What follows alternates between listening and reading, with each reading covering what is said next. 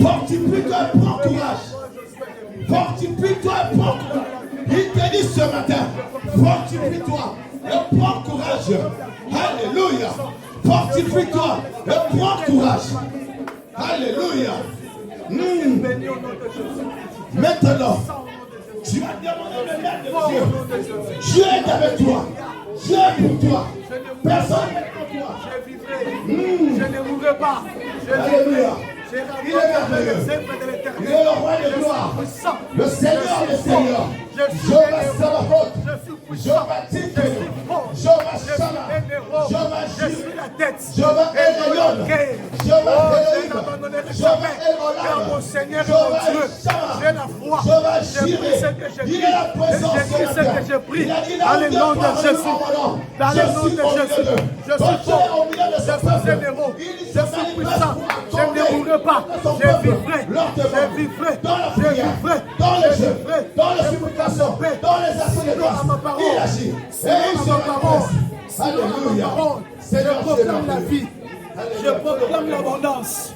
Je proclame la gloire. Commence maintenant à détruire toutes sortes d'éléments ta voix. Et commence à briser maintenant toutes sortes de miracles. Parce que le pouvoir et l'autorité est dans ta bouche, est en toi, est avec toi. Commence à briser le miracle. Alléluia. Brise le miracle. Brise le miracle. Le miracle de la maladie. La maladie qui ne veut pas quitter ta vie. Ça doit te lâcher ce matin. Parce que Dieu dit, fortifie-toi et prends courage. Le miracle de la maladie, nous le brisons ce matin. Le miracle du mépris, nous le brisons. Le miracle de la condamnation, nous le détruisons.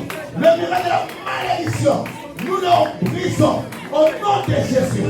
Au nom de Jésus. Le miracle d'envoûtement, nous le détruisons. Le miracle sorcellerique, nous le détruisons ce matin. Au nom de Jésus. Le miracle qui empêche le peuple de Dieu d'être en règle, d'avoir le papier. Ce miracle est détruit ce matin. Au nom de Jésus. Au nom de Jésus. Dorénavant, ils auront le papier à la préfecture. Dorénavant, ils vont célébrer le mariage. Dorénavant, ils vont proclamer la gloire de Dieu. Ils vont témoigner la puissance de Dieu. Alléluia. Le miracle du chômage est tombé. Le miracle du célibat est tombé. Ce miracle est tombé. Ce miracle est détruit. Ce miracle est anéanti. Le miracle de chèque. Le miracle de limitation qui limite au peuple, qui nous empêche d'aller l'avant. Ce miracle est détruit. Le miracle de manque de courage, le miracle du découragement, du désespoir est anéanti. Alléluia. Le miracle de la distraction est anéanti. Alléluia. Bien-aimé, pendant que tu as brisé le miracle, tu as besoin de rentrer maintenant à Jérusalem. Maintenant, tu vas demander que la main de Dieu t'accompagne. Que la main de Dieu t'introduise dans la cour de grands. Que la main de Dieu t'accorde ce que ton cœur désire. Que la main de Dieu puisse créer la différence maintenant dans ta vie. Que la main de Dieu se répète dans ta vie. Alléluia. Élève ta voix. Commence à demander la main de Dieu. Que la main de Dieu agisse dans ta vie. Que la main de Dieu t'accompagne. Que la main te soutienne. Qu'il met en dehors tes ennemis. Élève ta voix. Prie le Seigneur. Alléluia. Jésus. Oh Père. Que ta main Jésus, ta main Jésus, nous accompagne. Ta main Jésus, sois avec nous ce matin. La main de Dieu, nous implorons ta main Père ce matin. Nous implorons ta main. Agis maintenant Père. Que ta main nous accompagne. Que ta main nous introduise maintenant dans la cour de grand, dans notre destinée. Oh Seigneur Dieu, que ta main puissante, étends ta main puissante. Prie bien-aimé. La Bible dit, oh toi qui entends la prière, tous les hommes venons à toi. Bien-aimé, le changement de la vie. Elohim, Adonai, Shammah, Shammah.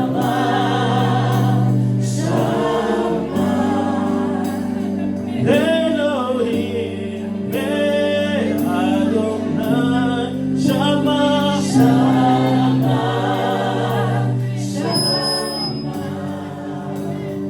Elohim, Adonai, Shammah,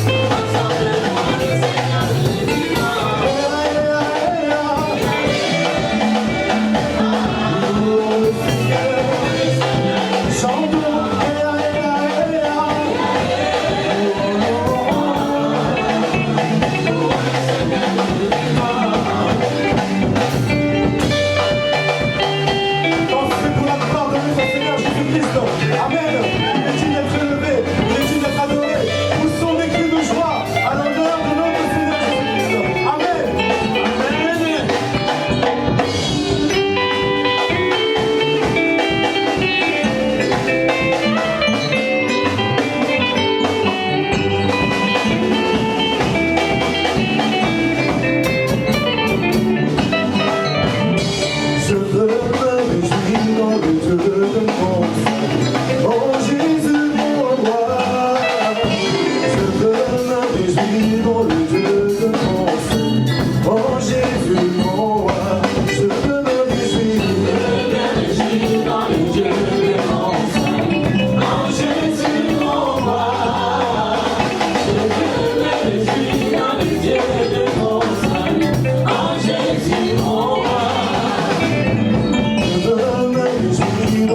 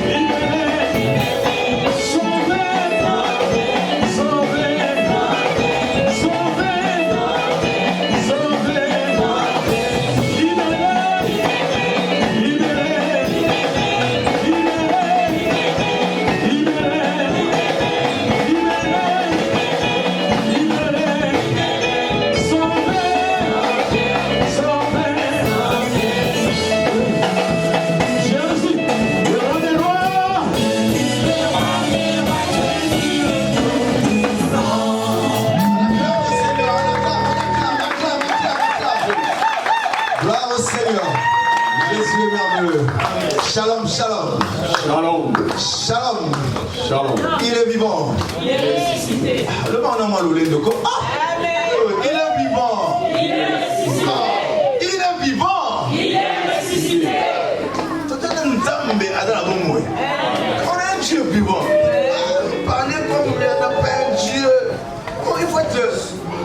joie quand tu dis qu'il est vivant, quand Dieu est vivant. Je veux que vous puissiez perdre un vivant des guerriers, des enfants de Dieu, quand ils vont s'élever, il est vivant avec la véracité, avec la kanda, alléluia. Amen. Il est vivant. Il est ressuscité. Il est vivant. Il est ressuscité. Qui? On ne compte pas le Seigneur. Le roi de gloire. Non, c'est pas pour ça. C'est ainsi. Gloire au Seigneur.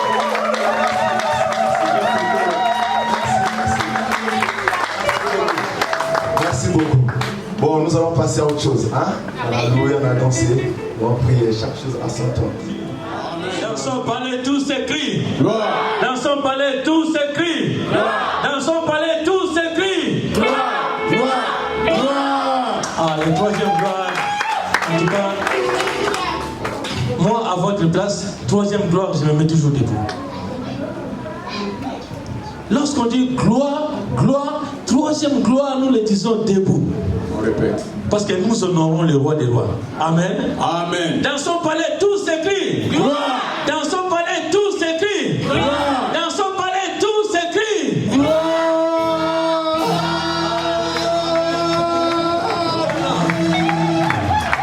C'est comme ça qu'on accueille Jésus. Et aujourd'hui, nous voulons l'accueillir en qualité de prophète. Pendant que nous acclamons le Seigneur, j'appelle prophète Bob. Prophète Bob.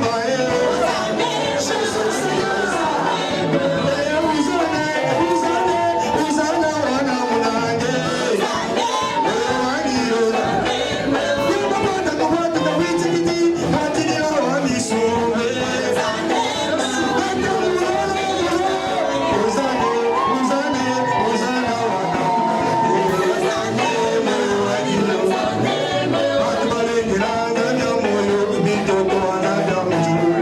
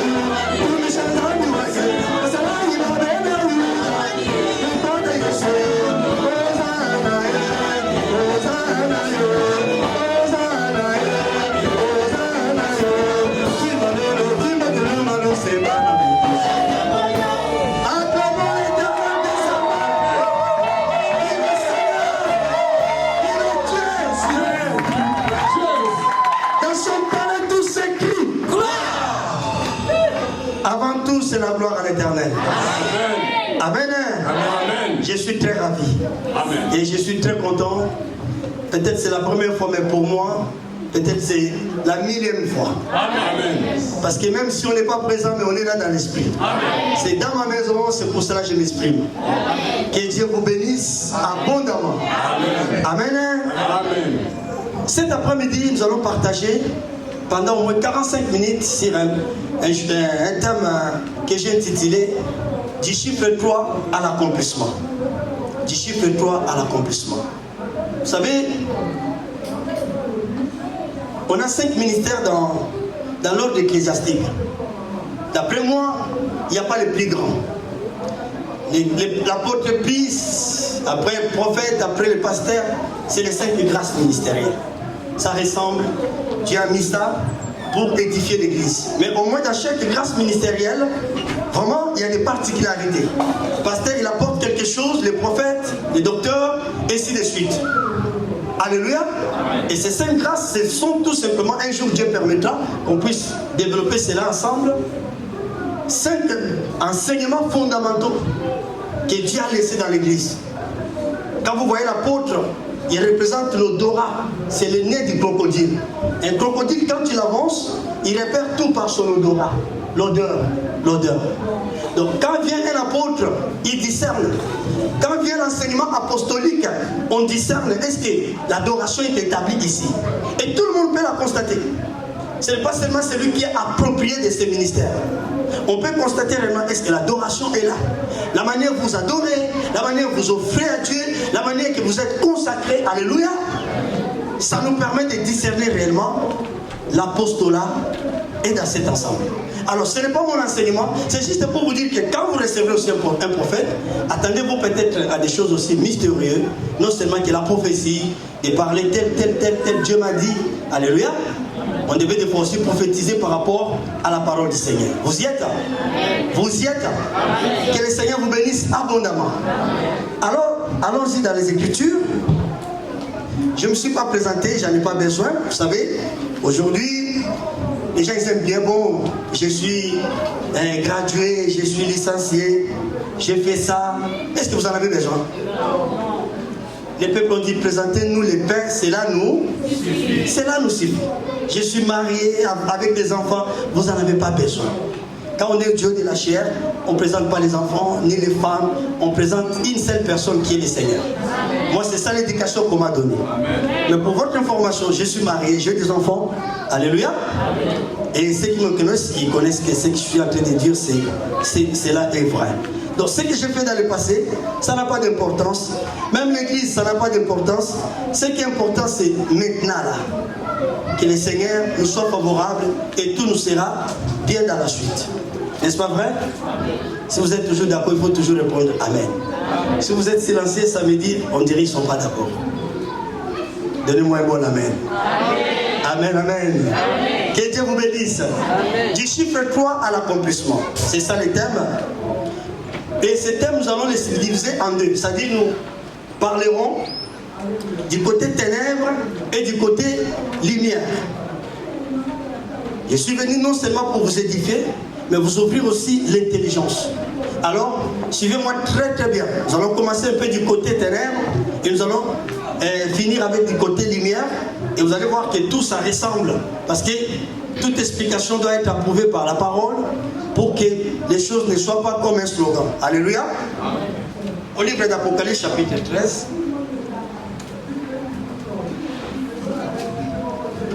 Chapitre 13 de l'Apocalypse.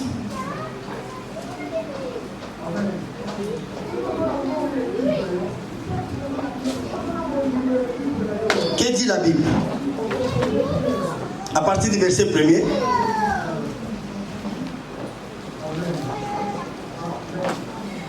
Il est venu pour faire la lecture. À partir du verset 1er jusqu'au verset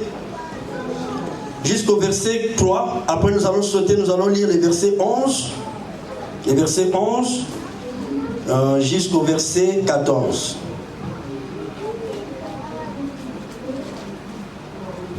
Il y a un lecteur, s'il vous plaît? Amen. Apocalypse chapitre 13, du 1er jusqu'au 15 verset, et nous allons sauter 11 à 14. Amen. Puis j'ai vu monter de la mer une bête qui avait 10 cornes et 7 têtes sur ses cornes, 10 diadèmes, pardon. Et sur ses têtes des noms de blasphème. La bête que j'ai vue était semblable à un léopard. Ses pieds étaient comme ceux d'un ours, et sa gueule comme une gueule de lion. Le dragon lui donna sa puissance, son trône et une grande autorité. Et j'ai vu l'une de ses têtes comme blessée à mort. Mais sa blessure mortelle fit guérir. Remplie d'admiration, la terre entière suivit la bête. 11 à 14. Puis j'ai vu monter de la terre une autre bête. Alléluia. Qui avait 2 cornes semblables à celles d'un agneau et qui parlait comme un dragon. Elle exerçait toute l'autorité de la première bête à sa présence et elle obligeait la terre et ses habitants à adorer la première bête, dont la blessure mortelle avait été guérie. Elle opérait de grandes prodiges jusqu'à faire descendre du feu du ciel sur la terre, à la vie des hommes. Et elle séduisait les habitants de la terre par les prodiges qui lui étaient donnés d'opérer en présence de la bête, disant aux habitants de la terre de faire une image de la bête qui avait été blessée par l'épée et qui vivait. Parole du Seigneur. Amen. Père des grâces, nous bénissons ces moments, nous te sommes infiniment reconnaissants. Bénis ce peuple, Seigneur. Nous voulons instruire, édifier, afin que la joie retourne au royaume. Nous bénissons ces moments favorables au nom de Seigneur Jésus-Christ. Amen. Amen. Peuple de Dieu, regardez.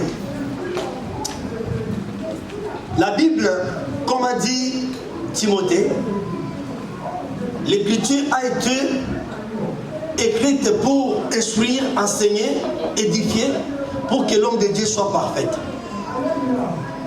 Les écritures de la Bible, ce sont les enseignants. Quand vous lisez un verset dans la Bible, dites-vous, j'ai un enseignant. Ça peut être un enseignant mathématique, ou géographique, ou philosophique. Quand la Bible définit que toute écriture a été inspirée, c'est-à-dire dans chaque écriture, il y a un enseignement. Ici, la Bible nous montre qu'il y avait une bête qui montait vers la mer. Et au verset 11, une autre bête montait vers la terre. Suivez-moi très bien. Déjà, nous devons identifier bien cette bête qui monte vers la mer. La mer, c'est quoi? Rapidement, lis Apocalypse chapitre 17, verset 15.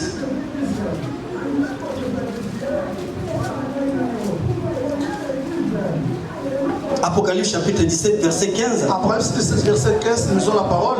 Amen. Et il me dit, les eaux que tu as vues, sur lesquelles la prostituée est assise,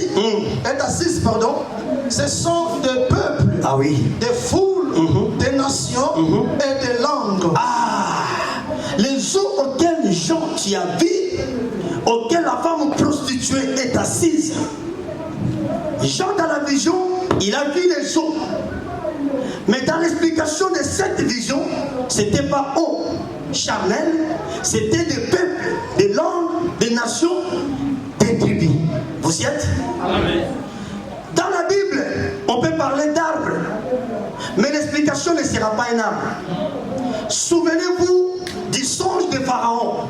Pharaon a vu 7 bœufs qui étaient gras et 7 bœufs qui étaient maigres. N'est-ce pas vrai?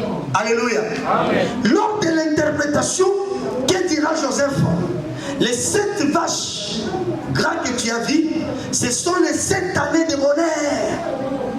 Et les autres 7, ce sont les 7 années de malheur. Ah, ça dit, je comprends. La parole ou les songes nous révèlent 7 vaches. Mais l'explication nous dit que les 7 vaches-là, ce sont les 7 années. C'est une manière, bien aimée, que je vais vous ouvrir l'intelligence à comprendre l'écriture. Il ne faut pas comprendre l'écriture selon seulement ce qui est écrit, mais il faut comprendre l'écriture selon le Saint-Esprit, à s'appuyer avec une autre verset. Amen. Parce qu'il y en a beaucoup qui ont fait des doctrines. Il est écrit, l'homme ne peut pas couper les cheveux. L'homme ne doit pas couper les barbes. Ils ont laissé les cheveux, ils ont poussé les barbes, sans rendre compte que quand on dit l'homme ne peut pas couper les barbes, la barbe expliquait la maturité. C'est la maturité. On ne peut pas couper la maturité. Mais les gens mal compris, ils ont pris ces chaque versets, ils ont fait toute une doctrine, une religion. Vous voyez les gens avec des barbes, avec des cheveux longs. Alléluia. On peut tout faire avec la Bible, si on est dans l'ignorance. Donc, la bête qui monte vers la mer, ce n'est pas la mer, ce n'est pas les Rhônes, ce n'est pas la Tanganyika, mais c'est tout un peuple. Ce sont les tribus, ce sont des nations. Ça dit que cette bête, il montait vers les nations. Bon, je me demande, quand quelqu'un monte vers un peuple, mais c'est pour un but. Alléluia. Vous y êtes? Il monte vers un peuple, il monte vers une nation. Ça dit, il a un but, il a une mission à accomplir. Shalom, peuple de Dieu. Maintenant, regardez l'écriture nous montre les 3 choses qui devaient accompagner cette bête. La Bible dit, la bête était semblable à qui? À un léopard, la première des choses. Il devait ressembler à un léopard. Secondement, il devait ressembler à qui? À un lion. Et troisièmement, il ressemblait à quoi? À un ours. Est-ce que vous y êtes? Alléluia. Amen. Dans son palais, tout s'écrit. Cette bête qui montait vers la mer, il devait ressembler à 3 choses, qui sont les 3 chiffres, qui marchent avec lui pour aller accomplir sa mission. La mission, c'était quoi? Le dragon lui a donné une forte autorité d'aller faire adorer l'image des dragons au peuple de la terre. Est-ce que vous y êtes? Maintenant, pour accomplir cette mission, il a besoin de ces chiffres 3. Les lions, les léopards et l'ours. Je n'aurai pas le temps de vous détailler l'enseignement qui se cache derrière un léopard, un ours, un lion. Mais rapidement, au livre d'Habakkuk, Habakkuk, chapitre 1er, verset 8, on nous montre un caractère précis dans cet animal, le léopard. La Bible compare la rapidité d'un léopard à un peuple que Dieu avait suscité pour détruire les ennemis d'Israël. Habakkuk 1er, verset 8. La Bible dit, ces peuples-là, ils vont courir comme un léopard. Ah, ça dit, quand on parle d'un léopard, je comprends directement, on voit la course. Non, là, ça vient noter. Alléluia. Amen. Vous y êtes? Quand on parle d'un léopard, automatiquement, on voit la course. Et quelle course? Quand on parle d'un léopard, la Bible dit au livre de Jérémie, un Éthiopien ne peut pas changer sa peau. Comme un léopard, tu peux la nettoyer comme tu voudras. Cette tache ne s'enlèvera pas. Amen. Alléluia. Amen. Comme un léopard, tu peux la plonger. Ah, j'ai mis les javel, j'ai mis toutes les sortes de savons. Cette tache-là ne sera jamais détachée. Alléluia. Amen. Ça dit, la nature d'un léopard, ça ne se change pas du jour au lendemain. Il est comme ça, il restera comme ça. Et quand la bête qui monte vers la mer, il ressemble à un léopard, tout simplement, cette bête, pour accomplir sa mission, il devait avoir en lui la première des choses, les caractéristiques d'un léopard. La vitesse des choses et une nature qui ne se change pas. Alléluia. Amen. Alléluia. Amen. Raison pour laquelle, bien aimé, ici vous allez comprendre tout simplement, ce n'est pas le léopard de l'animal. C'est tout simplement, le diable, il prend les qualités qui soient d'animal. Tous les animaux sont créés par Dieu. Amen. Mais seulement le diable peut utiliser n'importe quelle forme des choses pour agir, pour détruire. Le diable peut utiliser même la compassion, même la sagesse. Vous ne savez pas que le monde est détruit par la sagesse, par l'intelligence des hommes. Ils savent comment voler vos revenus. Les droits de ça, quand on va prélever, tu restes avec 1 000 euros. Et 1 000 euros, ça ne te suffit pas pour vivre le mois et payer ton loyer. Qui a fixé le SMIC à 1 200 euros? C'est la sagesse humaine. N'est-ce pas vrai? Et ils savent que ce SMIC, ça permet à telle classe de vivre au moyen. C'est-à-dire qu'il ne peut jamais aller plus loin. Peuple de Dieu, soyez sages. Je suis venu vous ouvrir l'intelligence. La bête a pris la marque des léopards pour naviguer au milieu des gens, pour affronter le peuple avec une rapidité terrible. Regardez, quand vous voyez l'internet aujourd'hui, quelle rapidité! Vous rentrez dans moins de minutes, vous avez la chose. N'est-ce pas vrai? Et tu peux atteindre le monde entier dans un clic, dans une petite seconde. La technologie, qui peut la réviser? Qui peut redouter à ses œuvres? Alléluia. Il y a des blancs qui adorent ces genres de choses. Ils se disent, mais non, c'est incroyable. Tu es là, tu peux communiquer avec quelqu'un qui est à 8000 km en le voyant. Mais on n'a jamais vu ça. Alléluia. Et toi, tu vas lui prêcher, croire au Seigneur. Tu seras sauvé, toi et ta famille. Mais il te dit, mais tu es dépourvu d'essence. Vous y êtes? Il te dira, tu es dépourvu d'essence. C'est pour cela, ce peuple que vous voyez, c'est un peuple affranchi de ces choses. Ils sont tellement dedans. Tu peux lui parler il faut que Dieu lui fasse grâce. Parce que pour lui, c'est, je travaille, j'aurai l'argent. Je suis malade, c'est les médecins et les médicaments. Il ne sait pas que c'est Dieu qui paie. Là où le médecin ne peut pas faire, Dieu peut faire quelque chose. Amen. Dans son palais, tout s'écrit. À la rapidité, et il prend l'image d'un lion. Le lion, c'est qui? Au livre des Proverbes, Proverbes chapitre 30, verset 30. La Bible dit, le lion est le roi des animaux. Il ne recule pas devant qui qu'il soit. Et au livre des Nombres, chapitre 23, verset 24, la Bible nous montre la force d'un lion.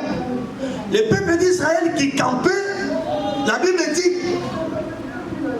quand le prophète Balaam détaillait leur marche, il a dit, c'est comme une lionne qui marche et un lion qui dévore sa proie. C'est-à-dire, il avait une force qui comparait, il comparait cette force à celui d'un lion qui rugit, à celle d'une lionne, amen, amen, amen, qui marche. On sait tous, celui qui fait bien la chasse, c'est la lionne, c'est pas le lion. Selon les documentaires, dans son palais, tout s'écrit.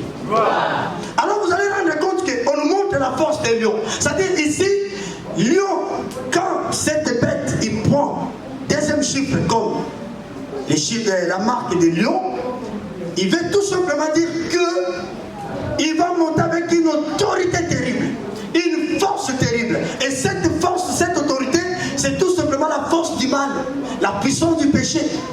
Peuple de Dieu, ce n'est pas le lion physique, mais ils prennent seulement les qualités, les symboles qui sont dans cet animal pour nous identifier comment le diable opère. Alléluia.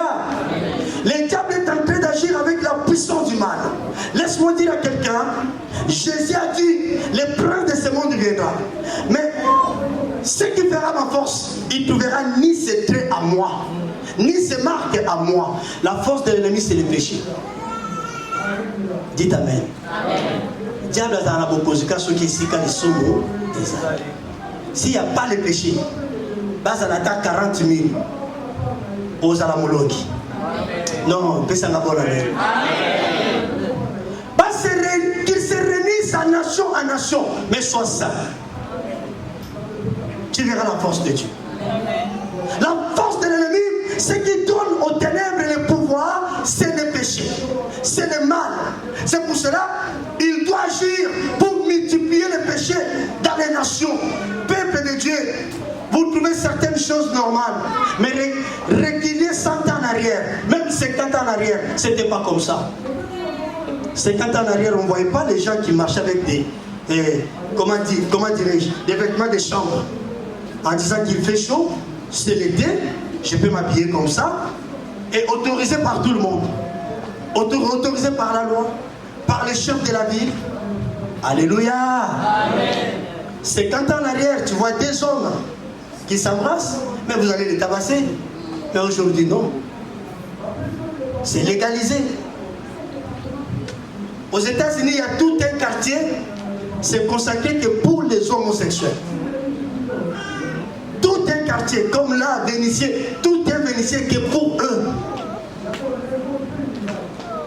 Et en Hollywood, vous ne savez pas ce qui se passe à l'intérieur. Il n'y a pas une femme d'autrui. Ta femme est ma femme est à toi. Ça veut dire si je décide aujourd'hui, je sors avec la femme de tel, il sort avec, l'autre il sort avec ma femme. Donc c'est leur loi, c'est comme ça. Et pour habiter là-bas, il faut accepter. Peuple du Seigneur, la puissance du péché prend tellement l'ampleur pour dominer le monde, pour que le monde adore la bête, adore le diable. Faites attention, Église de Dieu. Alléluia. C'est pour cela la force de Daniel, ce n'était pas que la prière. La force de Daniel, ce n'était pas que des gènes, mais sa force c'était la sanctification. Amen. Malgré toutes les Babyloniennes, ils pouvaient adorer les statues, ils pouvaient aller dans le sang du péché, mais Daniel gardait ses vêtements blancs. Et cela fait sa force, malgré toute la population de ces Babylones n'ont pas pu faire remonter contre face à Daniel. Il a été vainqueur. Si vous permettez le péché dans votre vie, le diable va vous dominer.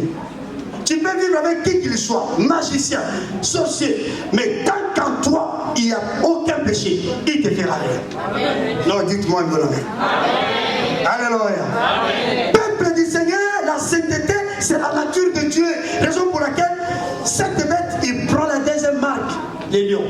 Et il va finir avec ours. J'ai tant de versets à vous donner, mais je ne peux pas parce que ça va vous endormir et ça va faire trop. Écrivez si vous allez lire à la maison. Ours, c'est un animal d'organisation. Vous savez, au livre des 2 Rois, chapitre 2, 20 à 24, il y avait un peuple qui avait ils se sont moqués des prophètes d'Élisée. En se moquant de lui, Élisée les a maudits. En partant, la Bible dit, les 2 ours ont ravagé, ont mangé 42 enfants de ce peuple-là. Parce qu'ils se sont moqués d'un homme de Dieu et la malédiction les a suivis. Et 42 ours, ils ont mangé 42 enfants. Alléluia. Comment imaginez-vous? Bon, je n'interprète pas ça parce qu'il y a des prophéties aussi là-dessus, les chiffres 42 et les 2. Juste pour vous montrer, quand on parle de ours, qu'est-ce qu'on voit? Comment on peut imaginer que des ours, ils peuvent s'organiser à manger 42 petits enfants avec la facilité? C'est un animal qui s'est bien organisé. Proverbe 28, verset 15, la Bible dit, alléluia, un homme stupide est mieux qu'un ours sans ses petits. C'est un danger. Alléluia. Quand un ours n'a pas de petits, c'est un danger. Parce que c'est un animal qui sait organiser les choses et détruire dans la simplicité, sans avoir de plaies en lui, sans créer de moindres bavures en lui. Alléluia. Il peut détruire sans les traces. Ah, c'est ça l'intelligence que je vous ai parlé en commençant. Aujourd'hui, dans ce monde moderne. On est en train de mettre des choses en place, soi-disant. Il faut ça pour la croissance. Il faut ça pour ça. Mais quand vous allez regarder bien la chose, selon la révélation, la pensée de Dieu, vous allez voir qu'il y a, non, il y a un piège dedans. Je vous donne un exemple. Aujourd'hui, tout va être centralisé sur Internet. Même nos fiches de paie seront sur boîte email. Tu ne sais pas naviguer, c'est ton problème. Et à un certain moment, tous les courriers là, ça va finir. Il y a même des agences intérim qui se ferment, et plutôt des banques, des agences bancaires qui se ferment, pour dire que tous les clients doivent être sur la banque en ligne. Ton conseiller en ligne, tout tu fais en ligne. Ça dit qu'il faut savoir naviguer, n'est-ce pas vrai? Alléluia. Amen. Mais regardez cet Internet, tous les bêtises qu'il y a. Un enfant de 15 ans, il peut tout regarder avec l'Internet. Des mauvais films, comment apprendre de la magie, comment tu peux être initié, tout est dedans. Comment former une bombe, tout est dedans. N'est-ce pas vrai? Quelle intelligence! On vous fabrique des choses, mais on n'écarte pas les dangers de la chose. La chose est là, ça nous réjouit tous. Parce qu'aujourd'hui, je n'ai pas besoin d'aller à la gare pour acheter un billet. De chez moi, j'achète un billet au moyen de l'Internet. Alléluia. Je vais apprécier. Ça me rend service. Mais regardez les enjeux qui est derrière. Et faites-vous l'estimation. 50 ans en arrière, on avait peu de gens qui portaient des lunettes. Aujourd'hui, on en a beaucoup. À cause de regarder les portables, l'Internet. Et ils vont prendre l'appareil photo, les filmages. Avant, on avait des appareils photo. On avait un appareil pour filmer. Aujourd'hui, tout est dedans. Tout est là. Donc avec ça, il y a tout. L'ordinateur, les bureaux, surtout vous qui connaissez, vous qui sont nés ici, vous connaissez tout ça là plus que moi. Tout est là. Et tout le temps, quelqu'un, il ne peut pas passer toute une journée sans regarder son portable. Le portable est devenu l'ami fidèle. Il y a même des gens, il oublie son portable, il arrive à l'arrêt du bus, ah là là, j'oublie. Il fait un demi-tour pour aller chercher le portable. Et combien de mariages sont divorcés à cause des portables? Et combien de codes pour que ma femme ne voit pas mon portable? Dans son palais, tout s'écrit. Peuple de Dieu, ce sont les trois choses que l'ennemi a pris pour venir détruire la terre avec une intelligence diabolique. C'est pour cela, regardez, retournez un peu à la prophétie, vous allez remarquer qu'ici, nous avons une bête qui monte vers la mer. Au verset 11, nous avons une bête qui monte vers la terre. Les jours où les enfants d'Israël ont sorti de l'Égypte, arrivés à la mer Rouge, qu'est-ce qui s'est passé? La mer s'est séparée, ils ont traversé, Pharaon et ses alliés, ils ont pris le même chemin, n'est-ce pas vrai? Dieu a dit à Moïse, il refrappe la mer. En refrappant la mer, c'est rassemblant. Qui était mort? Pharaon et ses acolytes. Pendant que Pharaon il meurt, en Égypte, ils vont faire quoi? Non, à part la deuil. À part la deuil, ils vont faire quoi? Le roi est mort dans l'eau. Qu'est-ce que les pays vont faire? Hein? Ils vont succéder notre roi. Ils vont, ça dit, il y a un pharaon qui meurt dans la mer, il y a un autre pharaon qui s'élève. Hein? C'est des appellations. La bête et le pharaon, c'est la même chose. Il y a un pharaon qui descend la mer vers un peuple. Et il y a un pharaon aussi qui monte parce que tant que Jésus n'est pas encore retourné, même si quelqu'un meurt, son cadavre, sa chair, poussière, mais son esprit reste en vie. Vous êtes d'accord? Oui. C'est pour cela qu'on parle des marins, des démons des eaux, des démons des sirènes. Et ils ont leur chef, l'esprit de cette bête qui a commencé depuis l'ancienne époque des pharaons. Et quand Pharaon il meurt là-bas, automatiquement, déjà dans un royaume, on sait que si aujourd'hui la reine Élisabeth elle meurt, celui qui va la succéder, c'est un tel. Et quand cet pharaon est mort, parce que c'était l'appellation de l'époque, quand cet pharaon était mort, automatiquement l'Égypte, ils ont élevé une autre pharaon. Donc, c'est la bête qui monte à la mer et une autre bête qui monte vers la terre. Dans un seul but, la mer qui représente un peuple, la terre qui représente un peuple, de déstabiliser ce peuple pour adorer l'image du grand dragon. Qui est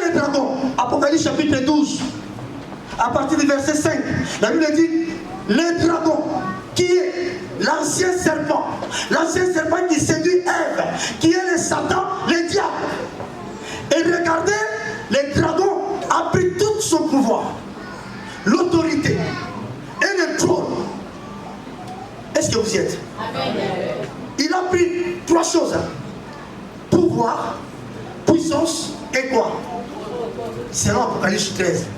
Il a donné à la bête pour réaliser la mission. Au peuple de Dieu, soyons sérieux. Ça, c'est des choses très fondamentales. Alléluia. Amen. Il a donné à la bête pour poser son trône. Écoutez, l'organisation que vous voyez, les G20, les G8, qu'est-ce que ça porte à l'humanité? L'ONU est bel et bien à Kinshasa, mais regardez les Congolais comment ils souffrent. Alléluia. Amen. Et vous faites confiance au monde. Vous critiquez les églises, vos pasteurs là. Mais les premiers aventuriers, ce sont ces hommes-là. Excusez-moi, vous allez barrer ça? Un président de la République qui vient dans sa résidence avec une femme qui a l'âge de sa maman, vous trouvez ça normal? Quel enseignement pour les petits? Ça dit, tu peux sortir avec une femme qui a 20 ans de plus que toi, cela est normal. Dans son palais, tout s'écrit. Peuple de Dieu, un prophète, quand il descendait, même le roi était en danger. Il craignait. Si nous voulons rester des vrais prophètes, il faut parler de ces choses. Vous trouvez normal, peuple du Seigneur, un pays comme cet homme de la Corée du Sud, comment on l'appelle? Celui qui a des armes nucléaires. Hein, Jong-King? Hein? Jong-King. Vous pouvez l'appeler bien que moi. Son pays est parmi les pays les plus pauvres du monde. Mais regardez les armes qu'il construit. Qui peut coûter la fortune. Alléluia. Amen. De tout un pays. Une arme nucléaire, vous savez combien ça coûte? Mais sans pitié de son peuple, il construit ses armes, il les fabrique. Il y en a autant, au point que même Donald Trump a eu peur, il a cédé. Il sait qu'il devient une puissance. Mais regardez comment son peuple souffre. Alléluia. Amen. Bon, tu fabriques les armes, pour quel but? On n'est pas en guerre. Ça dit, vous préparez une guerre. Ouvrez l'intelligence, peuple de Dieu. Daniel avait dit, celui qui voit l'abomination établie dans les lieux 13.5, c'est lui qui dit qu'il fasse attention. Mais vous ne voyez pas cette abomination? Ça, c'est une sorcellerie. C'est plus qu'une sorcellerie. Vous craignez vos mamans?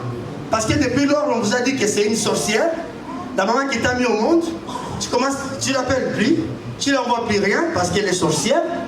Ta fille que tu as mis au monde, parce qu'elle est devenue sorcière, tu la calcules plus. Ton père était tiré. Mais les vrais sorciers, ce sont ces gens-là. Ils détruisent toute une nation. Et dans quel but? Vous êtes comme dans cette boîte d'allumettes, serrée, où je peux trouver un peu du souffle. Maintenant, si on te dit, tu vas retrouver du souffle, touche à ça, rapide, tu vas aller. Adore le diable, rapide. Le but de la souffrance, c'est pour amener l'homme à adorer le diable. Dans son palais, tout s'écrit. Je n'ai pas le temps d'aller dans de petites réalités. Ne cédez jamais, peuple de Dieu. Restez très ferme dans la sainteté. Amen. Même si te manque le papier, ce n'est pas le papier qui est le royaume. Amen. Tant qu'il y a un souffle de vie en toi, il y aura un miracle. Amen. Ne cédez pas. Le diable va créer des choses pour nous pousser à pécher. Alors, en un mot, vous allez remarquer que le diable a pris cette initiative où? Allons-y, maintenant nous allons lire. Vous allez voir comment Dieu aussi s'est travaillé. Genèse chapitre 1er.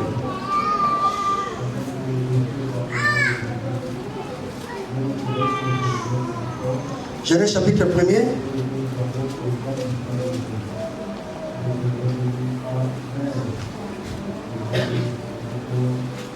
À partir du verset 26.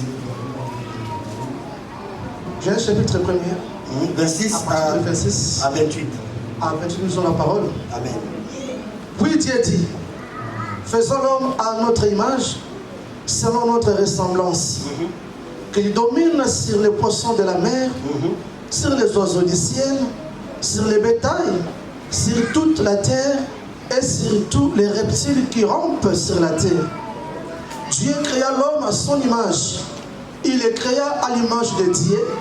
Il créa l'homme et la femme. Dieu les bénit et Dieu leur dit: soyez féconds, multipliez et remplissez la terre, et assujettissez-la, et dominez sur les poissons de la mer, sur les oiseaux du ciel, et sur tout animal qui se meut sur la terre.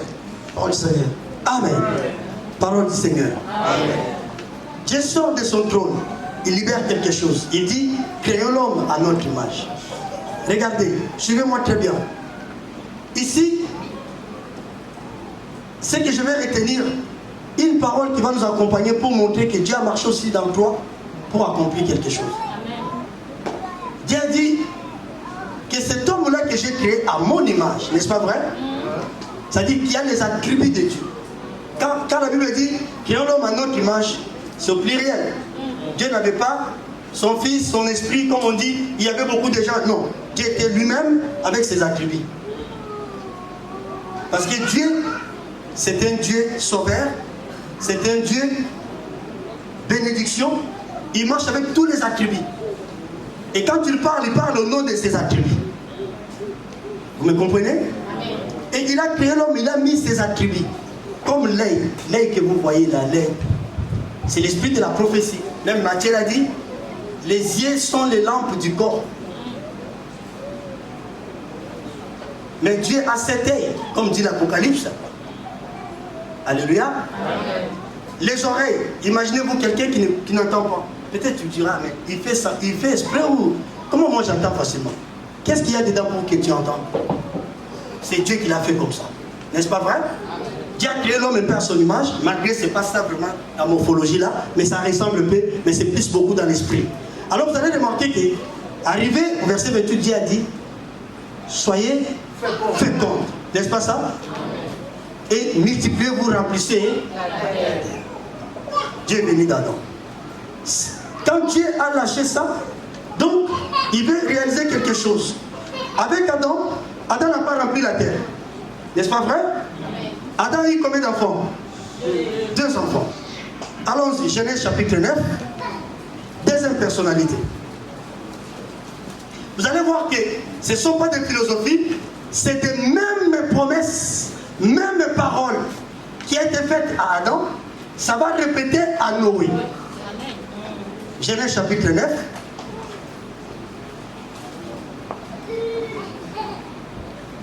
À partir du verset 1er, si vous avez trouvé. Nous avons la parole. Amen. Dieu bénit Noé et ses fils. Et leur dit, soyez féconds, multipliez et remplissez la terre. Donc, la même parole de Genèse chapitre 1, verset 28, on la retrouve à Genèse 9, verset 1er. C'est vrai ou pas? Amen. Alléluia. Est-ce qu'il y a des philosophies ici? Non. C'est la parole qui s'interprète en elle-même. Donc, avec Adam, Dieu a fait quelque chose. Quand Adam a péché, Dieu l'a lâché. Laisse-moi dire à quelqu'un, les promesses de Dieu, ça marche. Amen. Et tambola. Ça cherche l'endroit pour résider et accomplir la mission que Dieu l'a envoyée. Est-ce qu'il y a quelqu'un qui peut saisir la promesse de Dieu cet après-midi? Que Dieu te bénisse. Amen. La même promesse qui a été faite à Adam, la même promesse qui va venir avec Noé. Dieu bénit Noé et ses fils. Mais dans le jardin, il n'y avait qu'un homme avec sa femme. Là maintenant, il y a les fils. N'est-ce pas vrai? Allons-y. Genèse. Genèse, chapitre 15. Nous allons voir la dernière personne. Là où tout a été concrétisé.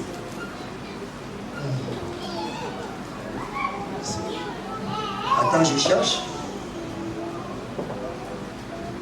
Dans son palais, tout s'écrit. Gloire. Gloire à Dieu.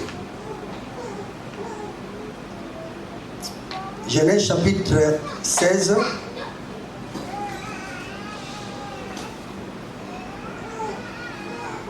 À partir du verset à partir du verset 3. Nous avons la parole. Amen. Alors Sarai, sa femme d'Abraham, prit Agar l'Égyptienne, sa servante, et la donna pour femme à Abraham, son mari. Après qu'Abraham eut habité 10 années dans le pays de Canaan, il alla vers Agar. Sautez, lis Genèse 17. Je crois que ce n'est pas là. Genèse chapitre 17. À partir du verset 4. Nous avons la parole. Et jusqu'à 6. Voici mon alliance que j'ai faite avec toi. Tu deviendras père d'une multitude de nations. On ne t'appellera plus Abraham, mais ton nom sera Abraham. Car je te rends père d'une multitude de nations. Je te rendrai fécond. Je te rendrai à l'extrême. Je ferai de toi des nations et des rois sortiront de toi. Parole du Seigneur. Peuple, regardez. On a commencé avec Adam. Dieu a dit, vous-même, remplissez la terre. Avec Noé, Dieu l'a béni et il lui a dit, soyez féconds. Arrivé à Abraham, dans son palais tout s'écrit. Arrivé dans Abraham, Dieu dit, je t'ai multiplié. C'est pas toi, mais moi-même je vais agir. Alléluia. Ça dit Dieu va trouver sa résidence d'Abraham. Je vais accomplir ce que j'avais dit à Adam, à Noé, en toi. Et cette trois manières, c'est la manière que le diable aussi a imité. Vous y êtes? Parce que la Bible dit l'ange des ténèbres se déguise à l'ange des lumières. Il n'a pas la faisabilité, il n'a pas l'inspiration. Il tire son inspiration par rapport à ce que Dieu a fait. Peuple, quand Dieu s'est se retrouvé d'Abraham, la première des choses, regardez, son nom c'était Abraham. Dieu dit on t'appellera plus Abraham, on t'appellera Abraham. N'est-ce pas vrai? Il y a les H au milieu. Ce qui m'intéresse, ce n'est pas la lettre H. Mais pourquoi il positionne cette lettre au milieu du nom d'Abraham? Abraham, alléluia. C'est pas ni Jéhovah parce que H c'est Jéhovah, non. Le milieu, c'est tout simplement Matthieu qui nous déclare. L'enfant qui naîtra, on l'appellera Emmanuel, qui veut dire Dieu au milieu de son peuple. Donc la lettre H dans le nom d'Abraham, c'est tout simplement Dieu qui vient au milieu de son peuple pour bénir ce peuple, pour accomplir ses promesses. Alléluia. C'est pour cela que Dieu a dit, des rois sortiront de toi, des nations. Écoutez, laisse-moi dire à quelqu'un, tu vas enfanter des rois dans ta vie. Tu vas enfanter des médecins dans ta vie. Tu vas enfanter des grands hommes dans ta vie. Il y aura des stars dans ton milieu. Dans tes entrailles, Dieu va sortir des sauveurs. On t'appellera une mère heureuse. Parce que ton fils il sera élevé. Non, tu n'as pas écrit. Tu l'as écrit, dis-moi dans ta main. Dieu va faire quelque chose dans ta vie. Écoutez peuple, Dieu a changé le nom d'Abraham. Il est venu lui-même s'habiter. Non, vous savez, un secret je vais vous donner. Dans la vie, il faut loger Dieu. Permettre à Dieu de trouver un logement dans ta vie. C'était ça la force de David. David a dit, ah bon? On a récupéré le pouvoir. Ok. Mais où est l'arche de l'alliance? Il faut que l'arche retourne. L'arche était où? Dans la maison de Dagon. En partant chez Dagon, c'était plus chez Dagon. C'était chez une femme. Parce que l'arche avait maudit les grands Dagon. Dagon a lâché l'arche. David s'est engagé d'aller chercher l'arche de l'alliance. Vous savez, aujourd'hui, quand quelqu'un est béni, la première des choses, je vois quoi? Comment je vais arranger ma sécurité, alléluia, pour que mes ennemis ne m'atteignent pas. Et si le président, il va prendre les gens de sa tribu, il va former sa ceinture. David n'a pas fait ça. David, la première des choses, il est allé chercher l'arche de l'alliance. Il a dit, ramenez-moi cette arche. L'arche de l'alliance doit être dans le temple. Parce que Dieu marche avec l'arche de l'alliance. Sans l'arche, Israël est fragile. Alléluia. Et l'arche devait marcher où? Au milieu. Quand le peuple marchait, l'arche était toujours au milieu, avec un peuple qui les portait. Dans son palais tout s'écrit. Et la présence de cette arche, c'était la victoire contre toute bataille qui pouvait se présenter devant eux. Aujourd'hui, dans l'arche, il y avait quoi? Il y avait la manne qui était tombée, il y avait les 2 tables de la loi, et il y avait quoi encore? Les bâtons fleuris d'Aaron. Vous prenez ces 3 choses, vous l'expliquez, parce qu'on n'a pas le temps, ça va vous donner un simple enseignement. Là où Dieu réside. Quand nous marchons dans la sanctification, c'est toute une adoration. Amener une vie de sanctification, tu permets à Dieu de siéger dans ta vie. Amen. Amener une vie de pureté, tu fais entrer Dieu dans ta vie. En ayant le comportement de Daniel dans ce monde, bien aimé, tu es en train de loger Dieu. Et dites-vous, si on va déloger toutes les maisons par l'ennemi, et la maison où habite Dieu, vous croyez? On dit on va déloger toutes les maisons, on va détruire, on va ravager. Et on se retrouve dans une maison où il y avait Dieu. On va détruire en haut. Le diable peut détruire, mais sauf là où il y a un Dieu. Amen. Là où il y a un Dieu vivant, il ne peut pas. Amen. Même les sorciers savent, les vrais serviteurs qui craignent Dieu et ceux qui ne le craignent pas. Amen. Parce qu'ils viennent, ils tentent, ils s'en non, ici je ne peux pas réussir. Ils s'en vont. Il y a des gens qui vont venir à l'église. 2 jours, 3 jours, il s'en va, il ne faut pas regretter. Peut-être qu'il était venu avec une mission. Lui, ce n'est pas son temps de transformer son cœur. Il sait que non, ma mission ne va pas s'accomplir ici. Il part. Et des fois, en partant, il peut créer des problèmes. Alléluia. Amen. Ah, j'ai vu ça, je sors. Ce n'est pas normal, bien aimé, la manière que ça se passe dans notre communauté. Regardez, quand quelqu'un quitte l'église, il y a toujours un prétexte d'un sujet de faux témoignages pour les autres. Pourquoi toujours cette raison? Alléluia. Amen. Il faut détruire ce genre de comportement. On peut dire aussi, oui, papa, j'ai grandi, je sens que je vais aller m'évoluer. Priez pour moi, que l'œuvre commence. Alléluia. Amen. Et moi, je peux venir, vous pouvez venir. Dans mon travail, le frère Patrick, il peut témoigner. Il y a une dame, il y a une chef, avait eu des problèmes. Bon, ça c'est dans la police, elle avait eu des problèmes. Par rapport à des problèmes qu'elle avait eu, j'ai senti que la boîte l'avait un peu puni. Mais, par rapport aux sanctions, elle a préféré de démissionner. Et elle ne sentait pas par rapport à son problème que son chef l'avait porté un mail de soutien. Elle était vraiment complètement abandonnée parce qu'elle avait un problème avec les syndicats. Du coup, elle s'est permis de démissionner. Regardez ce qui m'a étonné. Elle a posé sa démission a été acceptée, mais on lui a donné encore 2 mois en attendant qu'on trouve quelqu'un qui va lui remplacer. Et pendant ces 2 mois, il travaille normal, il mange avec les mêmes personnes qu'il a posé la démission. Je me suis allé au cercle pour manger, je l'ai vu même tard, avec la personne auquel elle avait déposé sa démission. Chez nous, jamais. Hein? N'est-ce pas vrai?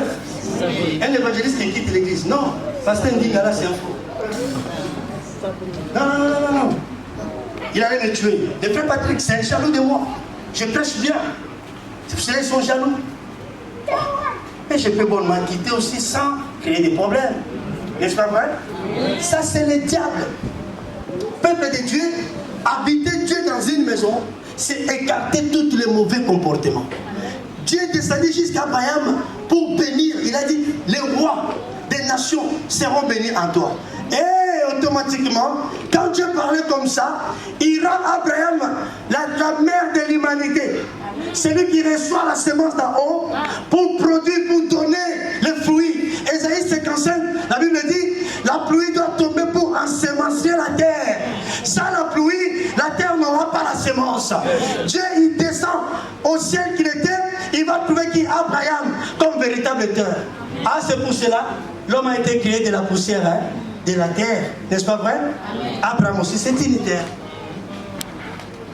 Et la raison pour laquelle, quand il a dit à Noé, soyez fécondes, en poursuivant sa parole, il a dit quoi? Cultiver la terre. Et même quand il a béni Adam, en suivant, il a dit quoi? Cultiver les jardins. Et toi aussi et moi, on a été tirés de la poussière. Je te prophétise. Je le dis, si tu le crois, dis Amen. Amen. Si tu le crois, dis encore grand Amen. Avant que je dise, dis encore grand Amen. Que la rosée du ciel tombe sur toi. Amen. manière. Que Dieu change la couleur de ta vie. Peuple de Dieu, regardez les vrais semblables qui ressemblaient entre ces trois hommes. Parce que quand on prend ces trois visages, c'est par rapport à l'écriture, n'est-ce pas vrai? Mais regardez par rapport à la révélation ou à la prophétie. Prenez-moi Adam, prenez Noé. Vous allez rendre compte, quand on prend Adam, c'est un père qui habite avec les animaux, avec sa femme, n'est-ce pas vrai? Et tous les animaux dans un jardin. Alléluia. Amen. Prenons Noé, un père qui habite avec sa famille, avec qui? Les animaux. Et avant que Dieu puisse lui dire Adam, il avait tout déjà fait. Les animaux, ils étaient là. N'est-ce pas vrai? Avant qu'il dise aussi à Noé, les animaux ils étaient là. Sauf qu'à Noé, après le déluge. Mais Noé habitait avec les animaux, comme vivait Adam dans les jardins. Donc Adam, Noé, je dirais, permettez-moi le terme, c'est Adam par rapport à la prophétie qui revient dans la vie. Amen. Amen. Et maintenant Noé, c'est Abraham par rapport à la prophétie qui revient à la vie. Parce que les deux visages vont se retrouver chez Abraham. Amen. Les rois de la terre, toute la terre seront bénis par toi. C'est-à-dire, et les arbres, et les poissons, et les animaux seront bénis par Abraham. Amen. Alléluia. Amen. Et quel Abraham? Ce n'est pas Abraham physique, qui est déjà mort, qui a été enterré au champ de Marpella. Alléluia. Amen. La Bible appelle Jésus fils d'Abraham. Je me pose la question, est-ce que c'est Abraham qui avait enfanté Jésus? Non. On dit, voici la généalogie de Jésus. Fils d'Abraham, fils de David. Déjà, il a deux pères. Ça veut dire qu'Abraham n'était pas son papa.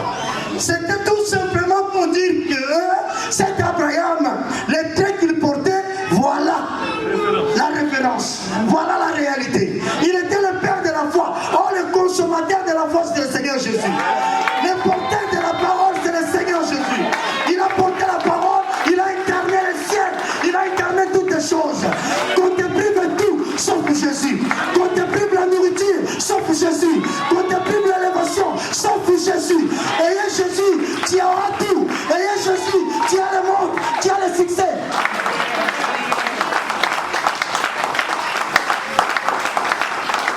Que Dieu vous bénisse. Ayez Jésus, tu as tout. Alléluia. Il était que l'ombre des choses. Mais la réalité, c'était le Fils. Et raison pour laquelle, lorsqu'il est rentré dans les temples, il a pris le rouleau. Il a dit, il est question de moi dans ce rouleau. N'est-ce pas vrai? Amen. Il est question de moi. Dieu a dit à Abraham, je vais finir par là. Regardez comment Dieu fonctionne.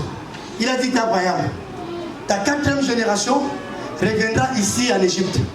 Parce que les péchés des Amoréens ne sont pas à comble. Alléluia. N'est pas arrivé à son comble. Il doit revenir ici pour que moi je traite durement ce peuple. Mais regardez, lui-même Abraham, 1re génération, n'est-ce pas? Isaac, 2e génération. Jacob, 3e génération. Alléluia. Amen. Et la 4e génération qui est suivie des 10, les 12 princes qui vont se retrouver en Égypte. Maintenant, qu'est-ce que Dieu va faire? Dieu est rentré d'Abraham pour produire Isaac. Sans doute, vous n'allez pas me contredire. Eh papa, les 3 hommes qui marchent, ils arrivent quelque part. Il dit à Abraham, non, Abraham les a vus. Non, non, non, arrêtez-vous. Vous allez manger. Ils l'ont fait manger. Abraham les a fait manger. C'est un secret. Hein? Amen. Genèse 18, papa. C'est un secret. Vous savez, héberger un homme de Dieu, nourrir un homme de Dieu, vêtir un homme de Dieu, vous ne vous rendez pas compte de ce que Dieu peut vous faire. Amen. Ah, je vous dis la vérité. Amen. Moi, j'ai été vraiment le bénéficiaire de cette parole-là.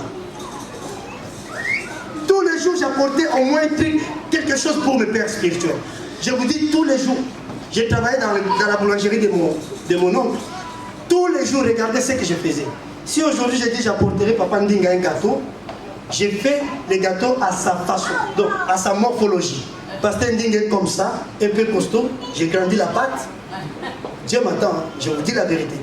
Et je marque son nom dessus. J'apporte. Papa, j'ai pas d'argent, mais au moins ça. Tous les jours, pendant que j'ai travaillé dans la boulangerie, j'apportais un truc. Et un jour, un homme de Dieu m'a dit, ah, tu as fait ça depuis longtemps. Je vais déclencher des paroles de bénédiction pour toi. Je ne pouvais pas rendre compte que mes parents ne pouvaient pas me supporter, la vie, l'université, mais ce sont les frères qui m'ont supporté. Donc mes parents ne pouvaient pas faire, Dieu l'a fait à travers les autres. Excusez-moi, je suis allé un peu plus loin. Abraham a pris les 3 hommes. Il les a dit, vous mangerez et vous allez boire avant de partir. Il a fait, n'est-ce pas vrai? Les 3, ils ont dit quoi? Nous partons. Nous reviendrons ici. C'est pas ça? Tokei Tokozonga. Et quand vous Tokozonga, Sarah Mosinayo, à Kozonsen, à Kobota Mwana, Sarah Koutaseka. À 90 ans, comment ça peut arriver? Tout est possible à Dieu. Amen. Alléluia. Amen. Lisons la Bible, bien-aimés. Des Genèse Apocalypse, nulle part vous verrez ces 3 hommes. Ils étaient retournés dans la maison d'Abraham. Vous êtes d'accord ou pas? Amen. Ils n'ont jamais retourné. Mais moi je vous dis, les 3 hommes ont été retournés. Amen. Par rapport à quoi? À la naissance du fils. Amen. La naissance d'Isaac, c'est les 3 hommes qui reviennent dans la maison d'Abraham. C'est-à-dire Dieu qui quitte son trône pour revenir à Abraham pour accomplir sa parole. Avant de faire, Dieu lance la promesse. Et Dieu est derrière la promesse. Et Isaac de son tour, il va avoir 2 enfants, Jacob et Ésaü. C'est Ésaü qui va hériter la royauté, les patriarches. Non, Jacob qui va hériter les patriarches, amen, amen. Il a été béni par Isaac et on a dit les 12 princes. Et vous allez remarquer tout simplement, dans la 4e génération, qu'est-ce qui va se passer? Dieu, après 400 ans, parce que la promesse c'était qu'il devait faire 400 ans. Après 400 ans, Dieu commençait à préparer un homme, sa naissance, sa vie, pour aller sauver ce peuple. Qui? Moïse. Moïse est né en Égypte, sous la menace de lois, de tueries et tout. Alléluia. Amen. Mais c'était une préparation que Dieu préparait pour aller sauver les peuples. Regardez, le même scénario avant la naissance de Jésus. De Malachie à Matthieu, Dieu s'est resté en silence pendant 400 ans. Vous y êtes? La même chose Dieu a fait avec Abraham. Pendant 400 ans, le peuple criait et Dieu n'écoutait pas. Mais Dieu attendait les chiffres 4 avec 2 zéros s'accomplissent. Arrive à son terme. Alléluia. De Malachie à Matthieu, Dieu s'est resté en silence. Bien aimé, dès que 400 ans s'est toqué, boum, il y a eu une naissance de quelqu'un. Qui? Le Seigneur Jésus. À l'image de Moïse qui était dans l'ombre. À 400 ans, Dieu a commencé à préparer Moïse parce que le peuple, ils étaient libérés à 430 ans. Quelqu'un est là? Amen. Alléluia. Amen. Regardez aussi la naissance de Jésus. Il va vivre 30 ans pour commencer son ministère. Amen. Et moi j'ai toujours dit, Jésus non baptisé, Jésus qui n'a pas connu la croix, c'est un Jésus qui marche toujours sous les régimes lévitiques. Mais Jésus qui a été baptisé, qui a commencé le ministère, c'est notre Christ à nous. C'est là la vie a commencé à être donnée. Il a prêché pendant 3 ans pour libérer l'humanité entière. La même chose que Dieu a fait avec Abraham, il a fait ça avec son fils. C'est pour dire que Dieu s'est rentré dans la première génération, 2e, 3e, pour accomplir sa parole. Laisse-moi dire à quelqu'un, peu importe la génération que tu es, aujourd'hui on n'a plus besoin de première des poids. Nous sommes des générations nées du Fils du Seigneur. Avec Jésus, nous sommes des co-héritiers du Père. La première génération. Dieu accomplit tout en nous par l'amour de son Fils. Amen. Quiconque croit à cette parole, je le dis et je le répète, tu verras un changement. Amen. Jésus est mort sur la croix, il a dit Père, tout est accompli. Mais il a fallu quoi? Qu'il puisse envoyer le Saint-Esprit. Pour totaliser les chiffres 3 que Dieu aussi devait travailler dans 3 dispensations, Père, Fils et Esprit. Il n'y a pas la Trinité, mais il a travaillé en 3 dispensations, 3 attributs, Père, Fils et vous allez remarquer les 3 sont 1. N'est-ce pas vrai? Le Saint-Esprit, le livre des Corinthiens a dit, c'est le Père qui habite en vous, au travers de l'Esprit. Et Christ lui-même a dit à ses disciples, oh, vous demandez le Père, mais c'est lui qui m'a dit la vie qui. Dans les 3, ils étaient 1. On n'a plus besoin de 3 générations, ni de 3 chiffres. Ça, c'était pour notre connaissance. Mais Il suffit d'avoir Jésus, on a les trois générations et les trois chiffres. Il suffit d'avoir Jésus, on a le Père et le Christ. Et maintenant, il faut goûter le Saint-Esprit. C'est le Saint-Esprit qui est l'accomplissement de toute la parole de Dieu. Quelqu'un qui marche sous le mouvement de l'Esprit, bien aimé, n'échappera à aucune promesse de l'Éternel. Celui qui écoute le Saint-Esprit dans sa vie n'échappera à aucune promesse que Dieu l'a promis. Ne faites pas de promesses par vous-même. Mais les promesses faites par Dieu s'accomplira dans votre vie. Que le Seigneur vous bénisse.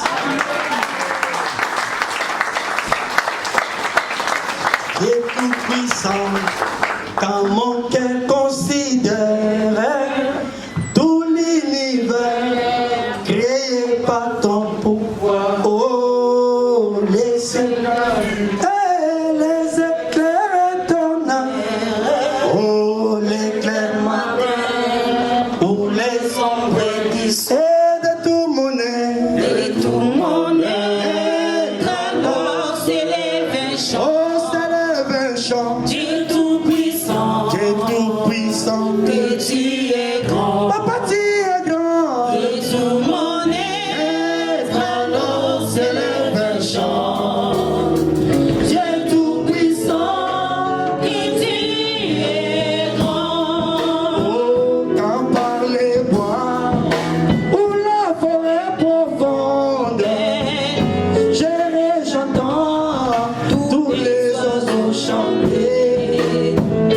Et sur les monts, la source avec son onde livre aux zéphyrs son chant doux et léger. De tout mon être, Et tout mon être, alors s'élève un chant. s'élève un chant. Dieu tout-puissant, Dieu tout-puissant, que tu es grand. Papa, tu es grand.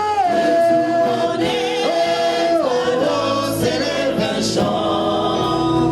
Dieu tout-puissant, que tu es grand.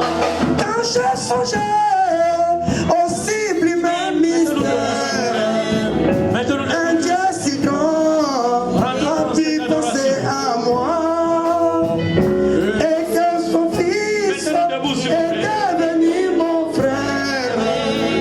Alors je suis l'héritier du grand roi. Alors mon cœur dit la nuit, les jours, la nuit, les jours. Que tu es